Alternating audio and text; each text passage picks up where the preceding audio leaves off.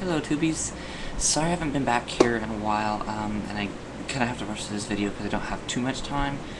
We're going to go have our dinner, and then at the night we're going to go to the midnight showing of the Eclipse movie.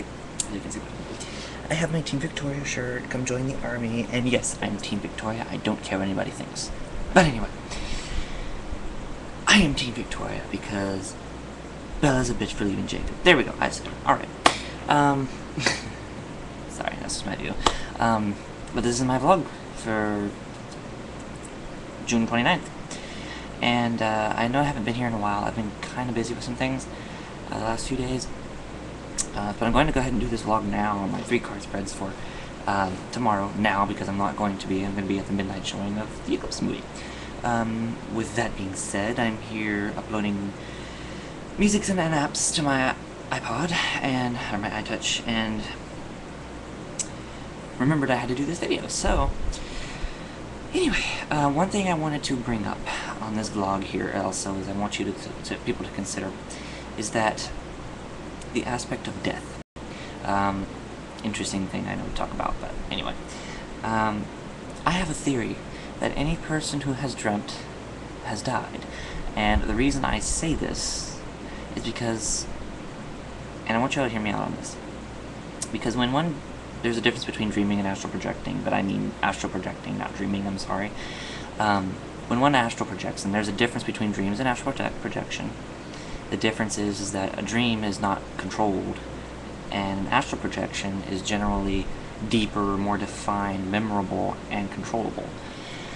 Anyway, so when one astral projects, you are able to control what happens, but at the end of it, you come back to your body and you awaken. So essentially, is that not what we do in death? The same thing occurs, except our astral umbilical cord is forever cut from our physical body, removing the spiritual inner self to go on forever.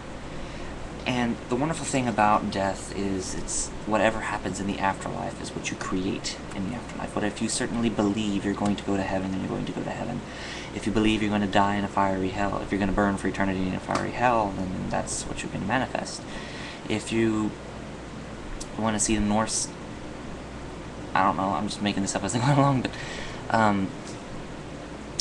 potentially my teachings say that you actually don't, or from what mediums and psychics and channelers always say, is that you don't actually meet deity, which is unfortunate. But nevertheless, death is still a wide spectrum unknown to the human mind, so it's not entirely out of the realm of possibilities. But I just wanted to weigh on y'all, isn't it amazing how it's basically like astral travel that never ends, is basically what death is. There's no pain, no suffering, because that's physical body attributes. So when you die, you no longer have it. But another also thing is that you are able to create yourself the way you want to be created. Because I die an old withered man does not mean I'm going to be an old withered man in the afterlife. I may come to a medium as a withered old man because that's all anybody knows me as, but I can create myself to look like the god that I've always wanted to, with a perfect body, whatever. I'm just saying. These are some aspects of death that I have recently come across on, and it's very enlightening. I want to know y'all's opinions on it. Really, I do. But to move on, because I gotta get going, the 3 cards for the day, and first for family. Ace of Cups, lots of fulfillment and emotion. Be sure to share it with each other. Be sure to share emotions, how you're feeling, communicate. It might be a sense of wholesome in the community as far as the family-wise goes. But this is tomorrow. Business.